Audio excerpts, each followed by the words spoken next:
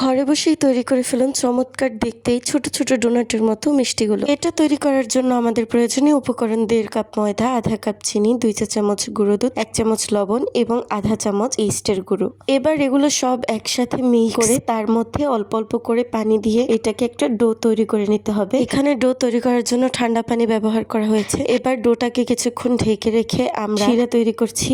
ডোটাকে এবার ছোট ছোট ডোনাটের রূপ দেওয়া হচ্ছে। ডোগুলোকে ছোট ছোট করে ডোনাটের আকার দেওয়ার পর অনেকগুলো ডো তৈরি হয়ে গেছে আমাদের। এগুলো দিয়ে কিন্তু তৈরি হবে আমাদের চমৎকার মিষ্টি, যা কিনা আপনি চকলেট দিয়েও খেতে পারবেন একদম ডোনাটের মতো করে। এবার কিন্তু আমাদের পিচ্ছি ডোনাট গুলোকে তেলের মধ্যে দিয়ে সুন্দরভাবে ভেজে নেওয়া হয়েছে। তেল থেকে উঠিয়ে এবার শিরার মধ্যে দিয়ে দেওয়া হচ্ছে ডোনাট গুলোকে। এবার এই শিরার মধ্যে এগুলোকে অনেকক্ষণ ভিজিয়ে রাখার পর একদম জিলাপির মতো লাগবে দেখতে এবং খেতে ডোনাটের মতো একটা মজাদার মিষ্টি স্বাদ আসবে। এটা কিন্তু আপনি চাইলে চকলেট দিয়েও খেতে পারবেন, খুবই মজাদার। অবশ্যই বাসায় তৈরি করে দেখবেন, আশা করি আপনারও অনেক ভালো লাগবে। এমন চমৎকার চমৎকার মজার মজার রেসিপি পেতে আমাদের ফলো করুন।